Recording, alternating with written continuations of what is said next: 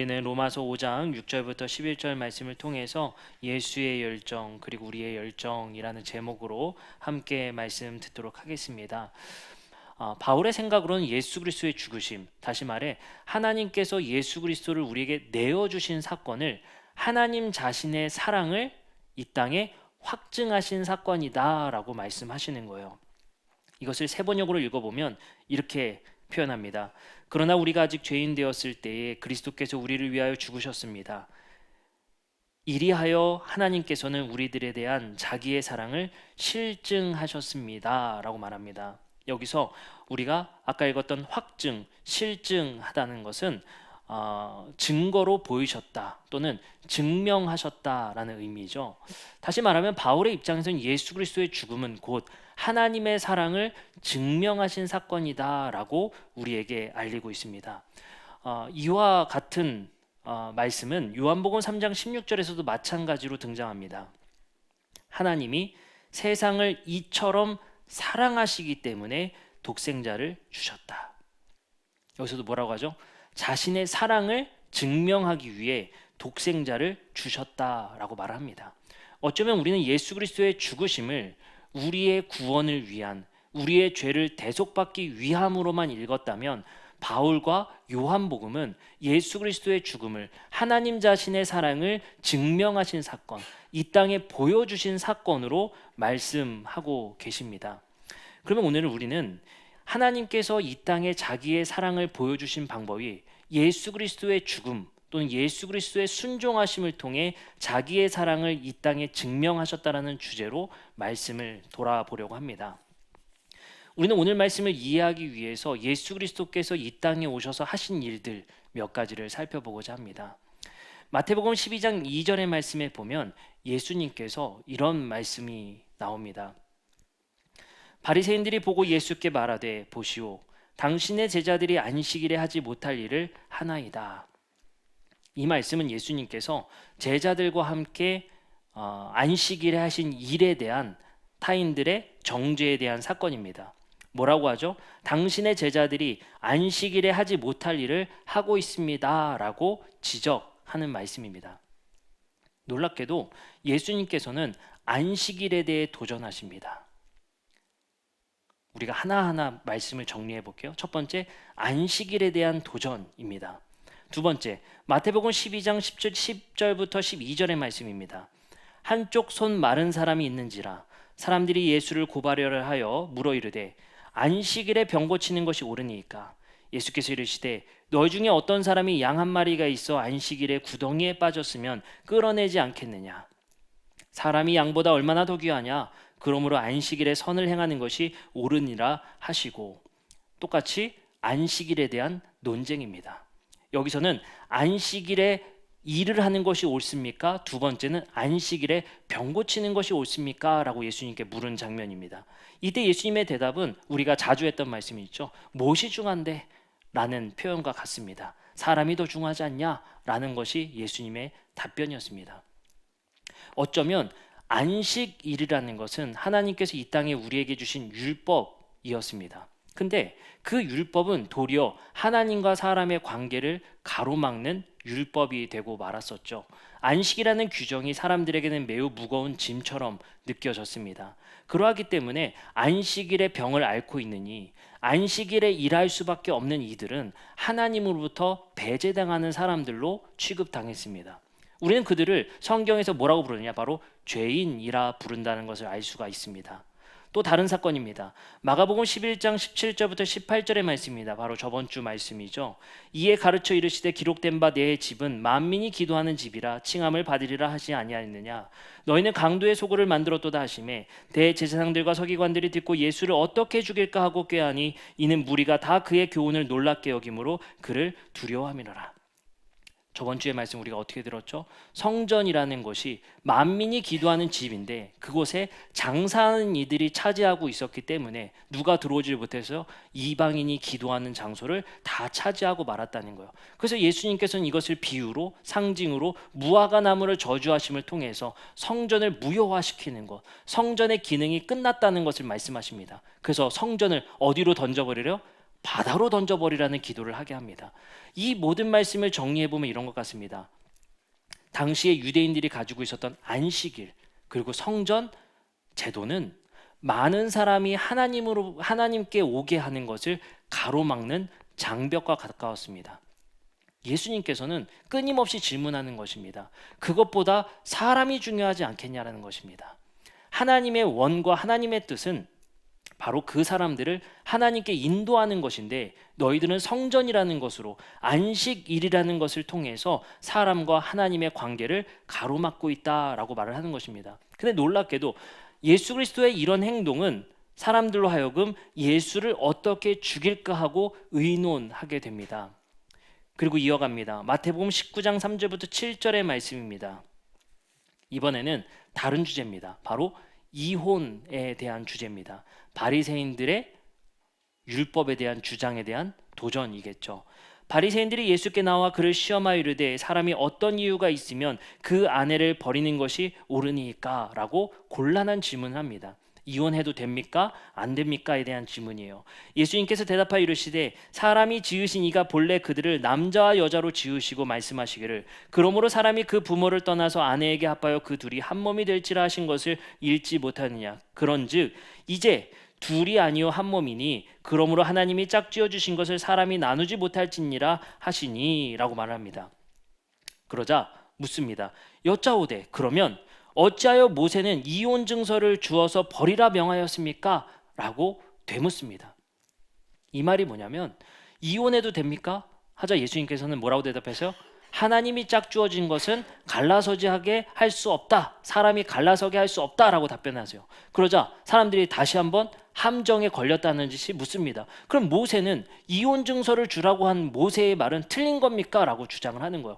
여기서 사람들의 의도가 분명한 거죠. 이 사람이 모세의 말을 어기게 하게끔 의도했다는 겁니다. 모세의 율법을 어기는 사람이라는 것을 뒤집어 씌우기 위해서 이 질문을 던진 거죠. 근데 예수님의 답변은 어땠어요? 이혼하지 말라라고 한 거예요. 그러자 그들이 이렇게 말합니다. 19장 7절부터 8절입니다. 그들이 예수께 말하였다. 그러면 어찌하여 모세는 이혼 증서를 써주고 아내를 버리라고 명령하였습니까? 예수께서 대답하셨다. 모세는 너희의 마음이 완악하기 때문에 아내를 버리는 것을 허락하여 준 것이지 본래부터 그랬던 것은 아니다 라고 답변하세요. 이 말씀을 우리가 잘 생각해야 됩니다. 왜냐하면 예수님께서는 분명히 뭐라고 말씀하세요? 이혼하지 말라라고 말합니다. 근데 상황적으로 보면 만약에 학대당하는 아내가 있거나 폭력을 당하는 누군가가 있다면 그 사람에게도 예수님의 말씀이 기준이 돼서 이혼을 절대 금지해야 되는가라고 한번 우리는 고민해 볼 수밖에 없다는 거예요. 그러나 이 말씀은 어떤 의도 속에서 주신 것이냐라고 우리가 생각해 보면요, 이런 말씀입니다. 당시에는 모세의 율법을 가지고 유대인들 남성 중심적인 사회에서 여자를 마음대로 버릴 수가 있었습니다. 그것이 바로 이혼이라는 것입니다. 남성 중심적이고 남성의 잣대로 말미암아 여자를 버릴 수 있었습니다. 자, 그러면 어떨 때 버릴 수 있었느냐라고 했을 땐 신명기 말씀에 여자가 수치스럽게 하거든 버리라고 말을 합니다. 근데 그 수치에 대한 기준을 남성들이 스스로 의미화하고 해석하게 됩니다. 그래서 언제든지 여자를 버릴 수 있게 되는 것이죠. 그런 사회적인 전통에 대해서 예수님께서는 반대하신 의견인 것입니다. 그 맥락 속에서 왜 이혼을 금지하셨는지를 봐야 돼요. 그럼 여기서 예수님께서 말씀하시고 예수님께서 말씀하신 주요 논지는 뭡니까? 논지는 뭐죠? 당시에 여성들을 끌어안으신 겁니다. 버림받으면 아무런 직업도 살아갈 수 없는 그런 힘없는 여성들을 예수님께서는 보호하라라고 말씀하신 의도였을 것입니다. 근데 놀랍게도 이 말씀에 대해서 들었던 남성 제자들은 이렇게 답합니다. 19장 10절입니다. 제자들이 이르되 만일 사람이 아내에게 이같이 할진대 그러면 장가들지 않는 것이 좋겠습니다 라고 말합니다. 다분히 남성 중심적인 사고죠. 그럴 바에는 내가 그러면 장점이 뭐가 있습니까? 그럼 저 결혼 안 할래요. 뭐 이런 말이에요. 말 같지 않은 소리를 하는 겁니다. 지금 시대로 따지면. 제자들의 자세와 사람들의 물음에 있어서 이미 여기서 남성 중심적이었다는 것을 우리는 잘 알 수가 있어요. 예수님의 의도는 뭡니까? 하나님께 갈 수 없는, 사회로부터 배제당한 여성을 보호하라는 말씀이에요. 또 뭡니까? 안식일을 절대적으로 지킬 수 없는 사람들을 예수님께서는 끌어안으셨다는 얘기예요. 또 뭡니까? 성전을 출입할 수 없는 사람들에게 성전을 헐라 말씀하시면서 성전이 가로막혀진 벽이라고 생각하는 자들에게 하나님께로 인도하는 목자화가 되시는 것이 바로 예수 그리스도십니다. 또 말씀을 이어갑니다. 마태복음 4장 23절부터 24절의 말씀입니다. 예수께서 온 갈릴리에 두루 다니사 그들의 회당을 가르치시며 천국 복음을 전파하시며 백성 중에 모든 병과 모든 약한 것을 고치시니 그의 소문이 온 수리아에 퍼진지라. 사람이 모든 앓는 자, 각종 병에 걸려서 고통당하는 자, 귀신 들린 자, 간질하는 자, 중풍병자들을 데려오니 그들을 고치시더라. 그러니까 복음서를 우리는 어떻게 읽어야 되냐면요, 하나님께로부터 사회에서 배제당했다라고 생각하는 사람들을 끌어안으시는 사역들이었어요. 안식일 못 지키는 사람, 성전 못 들어가는 사람, 버림받는 여성들, 그리고 중풍병자, 병에 걸린 사람들, 이러한 사람들을 끌어안는 게 예수님의 길이었고 예수님의 사역이었습니다. 누가복음 17장 11절부터 16절에는 또 누구를 끌어안는지 봅시다. 예수께서 예루살렘으로 가실 때 사마리아와 갈릴리 사이로 지나가시다가 한 마을에 들어가시니 나병 환자 10명이 예수를 만나 멀리 서서 소리 높여 이르되 예수 선생님이여 우리를 불쌍히 여기소서 하거늘 보시고 이르시되 가서 제사장들에게 너희 몸을 보이라 하셨더니 그들이 가다가 깨끗함을 받은지라. 이번엔 누굴 끌어안으셨어요? 나병 환자들이에요. 나병 환자들은 피부병 환자에 가까운데 레위기법에 이들은 부정하다 여기고 성전을 출입할 수 없는 자들입니다. 놀랍게도 예수님은 이들을 치유하시는데 뭘 하려? 제사장들에게 몸을 보이라는 거예요. 그게 뭐죠? 이 나병이라는 것이 하나님과의 관계를 맡고 있는 사람들이 부정하다 정죄하는 사람들을 예수님은 끌어안으신 거예요. 그리고 그들을 어디로 인도해요? 하나님께로 인도하는 역할을 하셨단 말이에요. 근데 이게 이러한 예수님의 사역이 누군가에게는 매우 불편하게 여겨졌단 말이에요. 자기들의 전통을 어기는 일이었고 자기들이 세워놓은 이 기득권적인 종교의 행태를 반대하시는 예수 그리스도의 이 목소리, 그리고 예수 그리스도를 수많은 사람의 무리들이 따르는 이 행동을 사람들은 불편하게 여깁니다. 그리고 예수를 어떻게 죽일까 의논하게 됩니다. 그러면 예수님이 가신 길을 다시 한번 재구성해 봅시다. 예수님은 성전을 헐라 말씀하시면서 성전에 못 들어가는 이들, 성전의 미문에 앉은 이들, 그리고 여성들, 그리고 중풍병자들, 나병 환자들, 안식일에 병고침을 받을 수 없는 손 마른 자들, 이런 사람들은 죄인이라 불렀습니다. 그 죄인된 사람들을 하나님과 만날 수 없다라고 여겼습니다. 근데 예수님은 그들의 목자가 되어주셔서 그들을 하나님께 인도해냈습니다. 그것이 바로 예수 그리스도의 사역이었습니다. 근데 많은 사람들은 이것에 환호하기도 했지만 많은 종교 지도자들은 이러한 예수님의 행태에 어떻게 죽일까 의논하게 됩니다. 예수님은 왜 이런 일을 하셨을까요? 제가 이 말씀을 여러분들에게 예수님의 행적을 요약해드리면서 이런 생각을 해보게 돼요. 예수님은 아마 이런 생각을 하셨을 거예요. 이렇게 계속 하다가는 죽을 수 있겠는데? 내가 이 길을 가다가는 죽을 수 있겠는데? 이걸 요즘 말로 하면 뭐죠? 죽으려고 한장했네 가 되는 겁니다. 예수님의 행적 하나하나가. 어쩌면 예수님은 자신이 알았을 것 같아요. 이것의 종착점은 죽음이라는 것을, 죽임당할 수 있다는 것을, 십자가에 달려 죽을 수 있다는 것을. 그래서 예수는 이것을 간파하시고 기도하시죠. 할 수만 있거든 이 잔을 나에서 피하게 해달라는 거예요. 근데 그것이 아버지의 뜻대로 하기를 원합니다. 예수도 짐작했었던 것 같습니다. 이것이 십자가의 길이고 죽음의 길로 가는 길이라는 것을. 그러면 예수는 이것이 죽음의 길이라는 것을 알면서도 왜 이 길을 끝끝내 가셨을까요? 예수님은 아마도 엄청난 소명을 받으셨던 것 같습니다. 누가복음 4장 18절에서 19절의 말씀에 예수가 하나님께로부터 소명 받은 장면을 이렇게 말합니다. 주의 성령이 내게 임하셨으니 이는 가난한 자에게 복음을 전하게 하시려고 내게 기름을 부으시고 나를 보내사 포로된 자에게 자유를, 눈먼 자에게 다시 보게 함을 전파하며 눌린 자를 자유롭게 하고 주의 은혜의 해를 전파하게 하려 하심이라 하였더라. 자신의 소명을 분명하게 생각하셨던 것 같아요. 나를 하나님께서 이 땅에 보내시고 나를 기름 부음 받음을 통해 나를 선택하신 이유는 가난한 자에게 복음을 전하게 하고 포로된 자에게 자유를, 눈먼 자에게 다시 보게 함을 전파하며 그리고 눌린 자를 자유롭게 하기 위함이다. 이 사람들의 카테고리 안에 있는 사람들이 다 누구죠? 사람들부터 죄인이라 칭함받았던 사람들, 하나님께로부터 사회로부터 배제당했던 사람들에 대한 소명을 얻으셨던 것 같아요.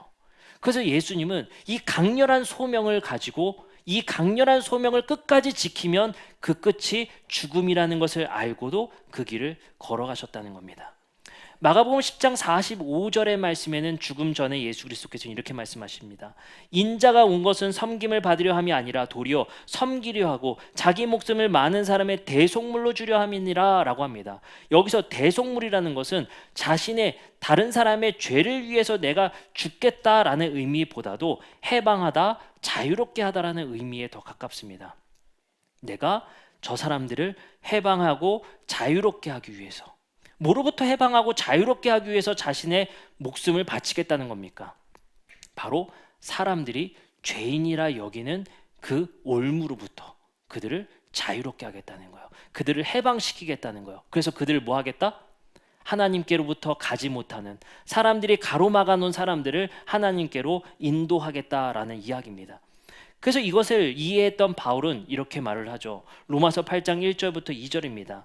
그러므로 이제 그리스도 예수 안에 있는 자에게는 결코 정죄할 수 없습니다. 왜요? 예수가 해방하셨고 그들을 자유케 하셨으니까. 이는 그리스도 예수 안에 있는 생명의 성령의 법이 죄와 사망의 법에서 너를 해방하셨기 때문입니다.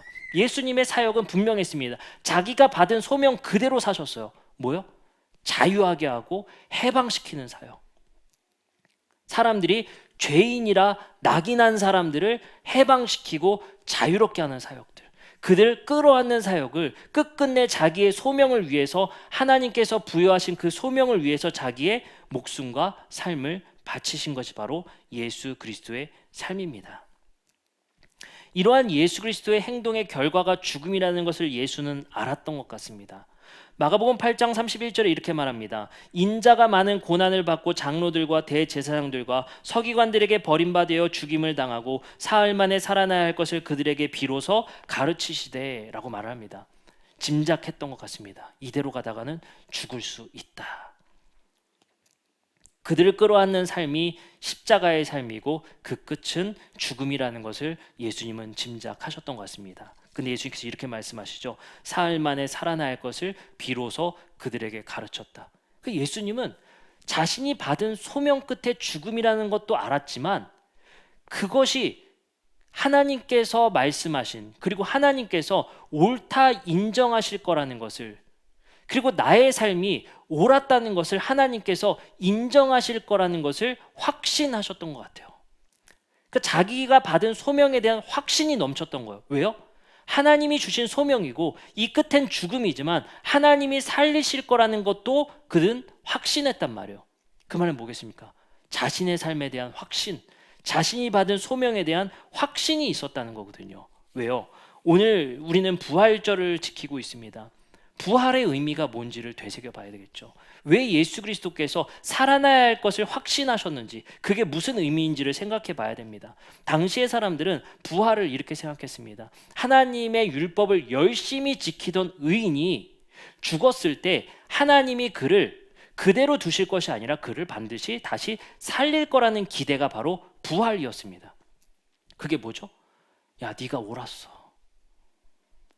세상의 사람들은 너가 틀렸다고 너를 죽였지만 하나님이 너를 옳다 인정하실 거야. 그게 바로 다시 살아나는 순간이에요. 하나님이 그를 살리시는 순간이거든요. 마카베오하 7장에는 이러한 세계관이 담겨있는 말씀이 있습니다. 이렇게 말하죠.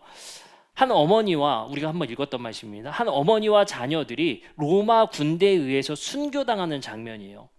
근데 그 자녀들이 뭐 때문에 죽었는지, 그리고 죽음의 순간 어떤 고백을 했는지 찬찬히 살펴보면 좋겠습니다. 7절입니다. 이렇게 말합니다. 이렇게 맏형이 죽은 후에 박해자들은 둘째 아들을 끌어내어 희롱하였다. 그리고 머리 가죽을 머리카락째 벗겨낸 후 그들은 내 사지를 다 잘라내기 전에 돼지고기를 안 먹겠느냐 하고 물었다. 돼지고기 먹이려 하는 거예요. 왜요? 이 사람들이 율법을 어기게 하고 싶은 거예요. 너 이제 더 이상 하나님 섬기지 마. 이 돼지고기 먹어. 그래서 너희는 부인해 라고 말을 하는 거예요. 근데 유대인들은 끝까지 돼지고기를 안 먹었어요. 왜요? 하나님이 먹지 말라 했으니까. 이걸 지키는 장면이거든요. 8절에 이렇게 말합니다. 그는 자기 나라 말로 절대로 못 먹겠습니다 라고 대답하였다. 그래서 그도 맏아들처럼 고문을 당했다. 마지막 숨을 거두며 그는 이렇게 말하였다. 이 못된 악마, 너는 우리를 죽여서 이 세상에 살지 못하게 하지만 이 우주의 왕께서는 당신의 율법을 위해 죽은 우리를 다시 살리셔서 영원한 생명을 누리게 할 것이다. 이게 부활에 대한 소망이에요. 나 하나님의 뜻대로 살다가 죽었기 때문에 하나님께서 나를 반드시 살릴 거야 라는 믿음 속에서 순교를 감당할 수 있었단 말이에요. 또 말씀 읽어봅니다. 10절입니다. 이번에는 셋째 아들 차례예요. 그 다음에는 셋째 아들이 또 고문을 당하였다. 그는 혀를 내밀라는 말을 듣자 곧 혀를 내밀 뿐만 아니라 용감하게 손까지 내밀면서 엄숙하게 말하였다. 하나님께서 받은 이 손발을 하나님의 율법을 위해 내던진다. 그러므로 나는 이 손발을 하나님께로부터 다시 받으리라는 희망을 갖고 있다. 이것도 부활에 대한 소망이죠. 또 말합니다. 12절이요. 이 말을 듣고 왕은 물론 그의 부하들까지도 고통을 조금 더 아프게 생각하지 않는 그 젊은이의 용기를 놀랍게 생각하였다. 셋째가 죽자 그들은 넷째 아들을 같은 방법으로 고문하며 괴롭혔다. 그는 죽는 마지막 순간에 왕에게 다음과 같이 말했다.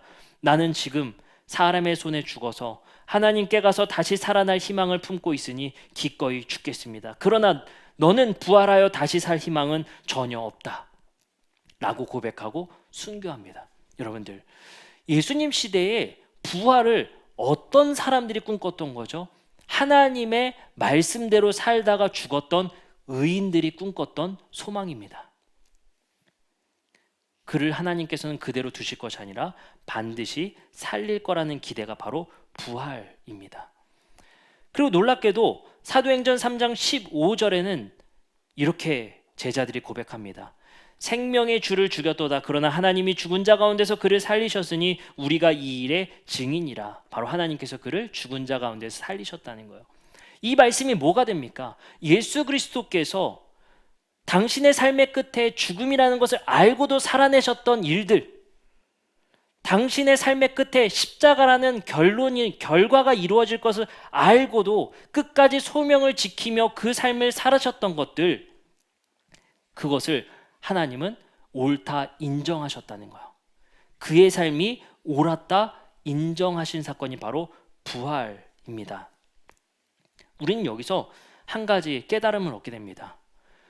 우리 그리스도인들의 삶에 어떤 사람이 부활의 신앙을 꿈꾸고 부활할 것인가 라는 것입니다.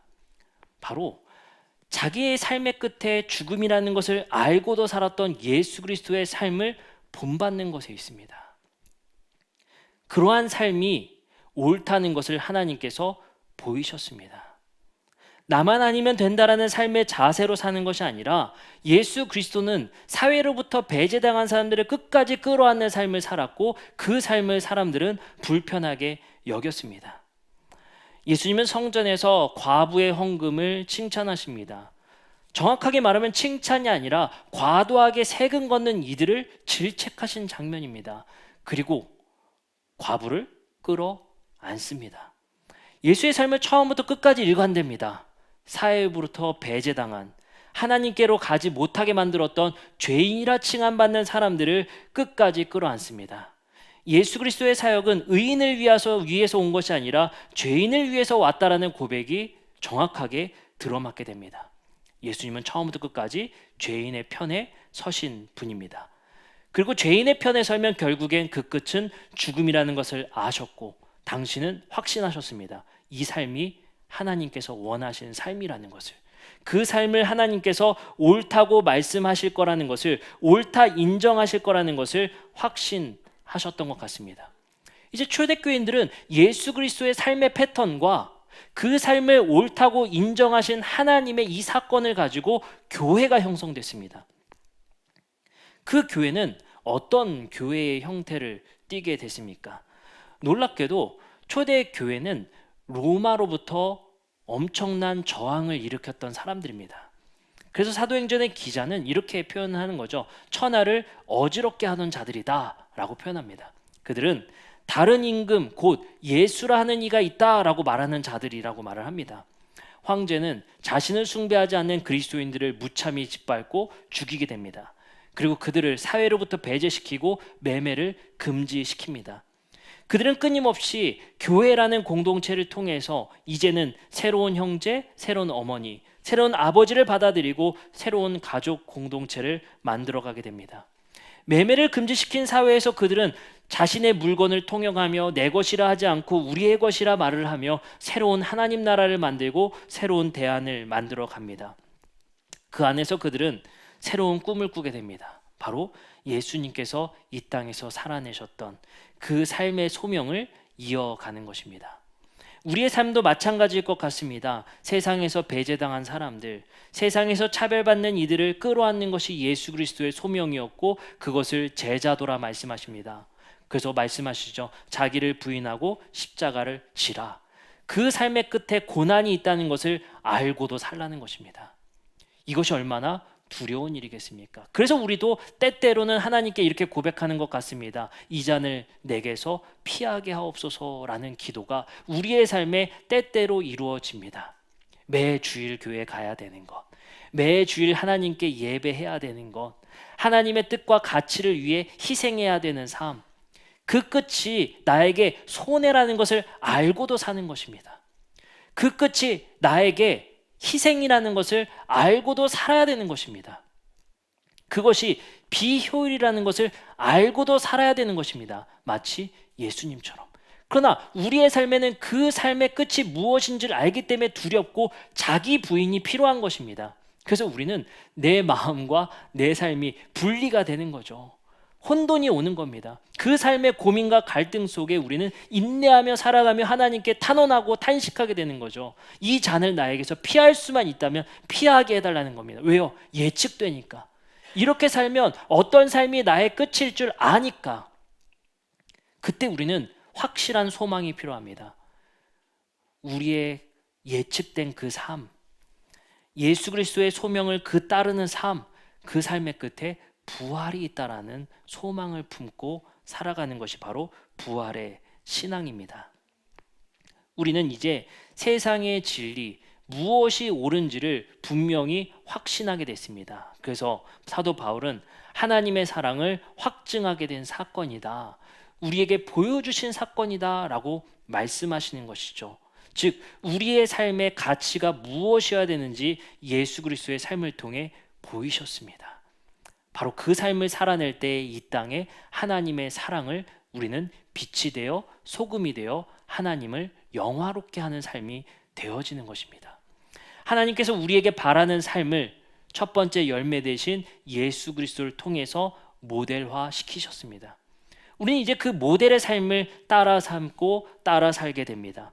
그리고 그 끝에는 부활을 소망하며 살아가게 되는 것입니다.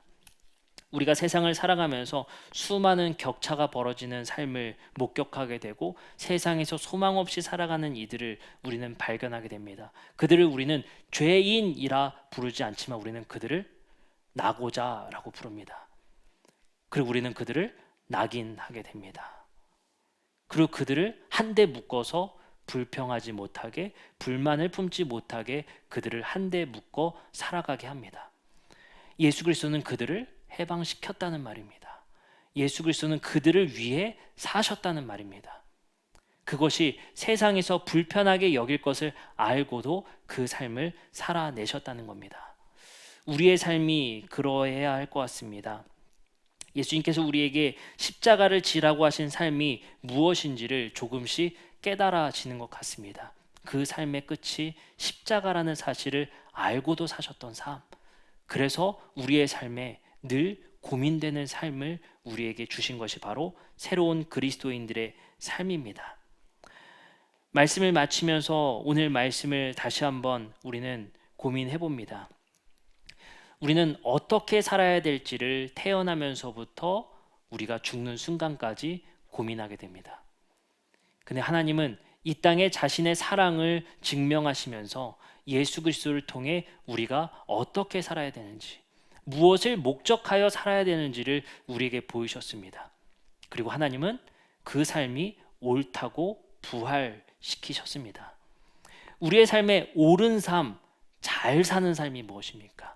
그것이 바로 예수 그리스도의 삶을 쫓는 삶이 되어질 것입니다.